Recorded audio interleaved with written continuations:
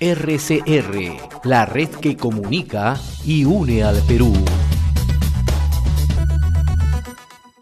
Señor Saldaña, qué gusto saludarlo. Gracias por atender esta comunicación. Muy amable. Muy buenos días, le agradezco por permitirnos dirigirnos no solamente a los judiciales del Perú, a más de 25.000 trabajadores del Perú, sino también a la ciudadanía y en especial a dos frentes importantes que debe atender el presidente del Poder Judicial, el doctor Lecaros, y también a la ministra de Economía, que se debe cumplir lo convenido, lo pactado, lo conciliado y atender las demandas que tienen carácter de urgencia. En efecto, tenemos información que ustedes hoy están realizando una jornada nacional de protesta, ¿no? Con un conjunto de demandas. ¿Cuáles son las principales, por favor? En principio hay que aclarar, nosotros nos hemos unido a la jornada de lucha programada para el día de hoy por todo el sector estatal del Perú, y por ende, como el trabajador judicial es parte de la entidad estatal, como trabajadores del Poder Judicial, uno de los poderes más importantes, hemos creído conveniente adherirnos a esta jornada de lucha. ¿Qué es lo que se exige, entre otros extremos? Es la derogatoria de estos nefastos decretos de urgencia 014 y 016. Pero a nivel del Poder Judicial lo que nosotros estamos exigiendo es el respeto irrestricto a la vida y la integridad de las personas ante esta pandemia. Estamos exigiendo el respeto irrestricto a los convenios colectivos suscritos entre los trabajadores y el Poder Judicial. ¿En qué extremos?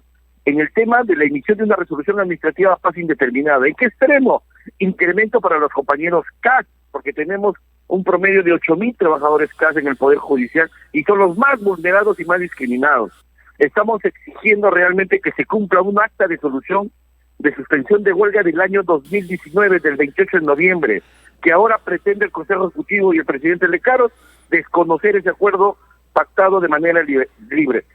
De la mano, nosotros estamos exigiendo la no corrupción de funcionarios en el Poder Judicial. No se puede tolerar que un gerente general que haya cumplido 70 años se pretenda prolongar en sus funciones hasta el 31 de diciembre. Creemos que hay capacidad, hay perfil, hay conocimiento de trabajadores que pueden acceder a esos cargos de confianza. En ese sentido, nosotros vamos a insistir en esa exigencia. No es posible que el Poder Judicial siga bajo los parámetros del servir, porque consideramos que el trabajo es exclusivo. El trabajador judicial solamente puede desarrollar su actividad en el Poder Judicial por mandato de ley. Y nosotros queremos esa exclusividad porque anteriormente teníamos una ley que regulaba sus derechos y obligaciones y sanciones al trabajador judicial. Lamentablemente hemos rechazado la sentencia emitida por el Tribunal Constitucional, pero no hemos agotado los pedidos ante la Corte Interamericana de Derechos Humanos, que está en camino. Ahora, usted también señala, señor Saldaña, que una de las principales exigencias es el tema presupuestal, pero esto está en manos del Ministerio de Economía y Finanzas, ¿no? Y que tiene que ver justamente con el tema de incremento de la remuneración de los trabajadores CAS, etcétera, etcétera, ¿no? El Ministerio de Economía y Finanzas, ¿qué dice sobre este tema? Qué importante, señor José Hernández, que nos plantee esa pregunta, porque esa pregunta es esencial.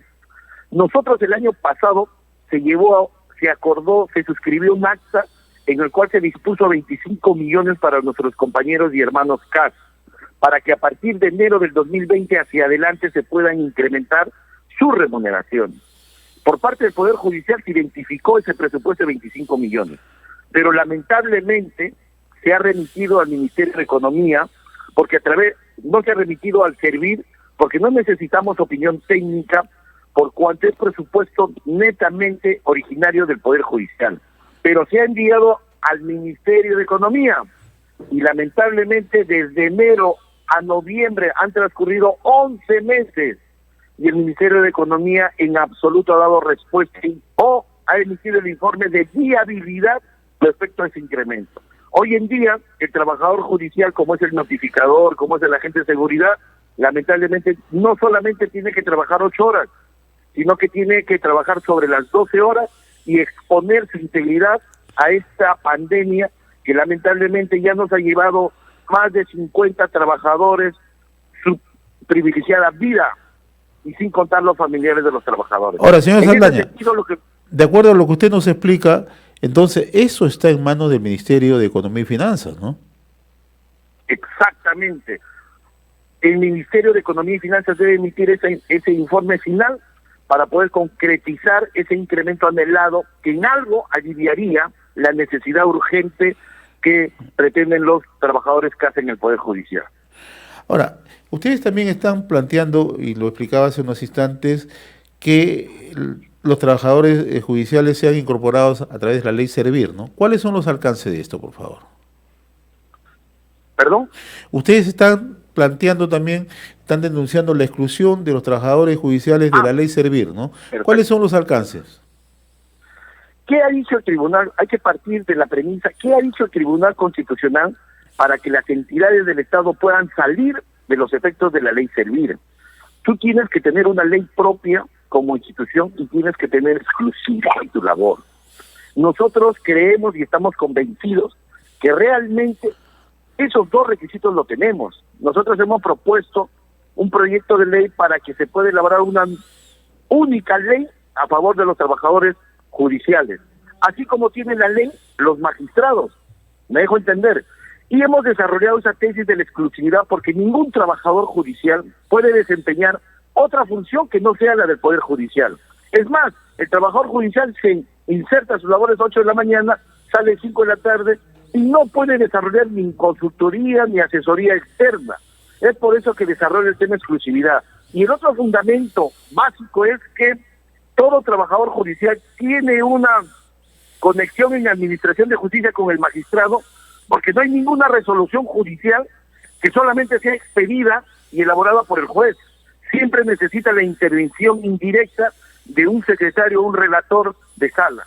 En ese sentido creemos que tenemos esa exclusividad y tenemos ese derecho legal para poder salir de los efectos, más aún si tenemos como antecedente que el Congreso, siendo un Estado, ha salido de los alcances del Servir. La BCR, el Banco Central de Reservas, son instituciones que pese que no tienen una ley, han salido los efectos del Servir. Y por último, hay que notar que la progresión a partir del 2013 de esta ley Servir solamente se ha incrementado su ejecución hasta el 28%. Vale decir que en 7 años, 8 años esta ley realmente no ha alcanzado ni al 30% de su ejecución. Ahora, finalmente, el tema presupuestal, ¿no? Ustedes están planteando una asignación del 4% del presupuesto general, ¿no? Y en eso coinciden ustedes con las autoridades del propio Poder Judicial, ¿no? Por eso insisto, eso está en manos del Ministerio de Economía y Finanzas, en manos del gobierno, ¿no? Exactamente, gracias señor José Hernández por ser objetivo en su pregunta, porque esto hay que decirlo. ¿Cuál es la perspectiva de la dirigencia nacional de esta federación que tiene casi 40 años de vida institucional? Se está trabajando, se ha desarrollado un trabajo netamente responsable con el despacho de la tercera vicepresidenta del Congreso de la República. Me refiero a la doctora María Teresa Cabrera Vega. Ella es impulsora de una ley para poder conseguir que el 4% del presupuesto general de la República sea destinado al Poder Judicial.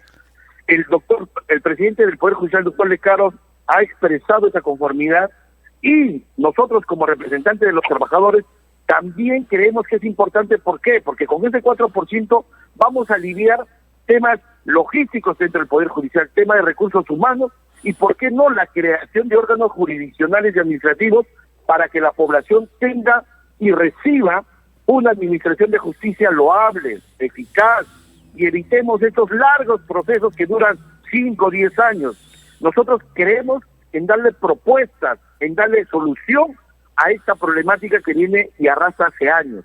En ese sentido, si nos otorgan el 4%, que a nivel de comisión del Congreso ya se aprobó, esto va a traer como consecuencia mejorar la administración de justicia. Dejando en claro, señor José Hernández, que nosotros exigimos y rechazamos la corrupción, venga de donde venga, porque se ha demostrado en los últimos años que la corrupción emana de las altas y los cargos altos en el Poder Judicial.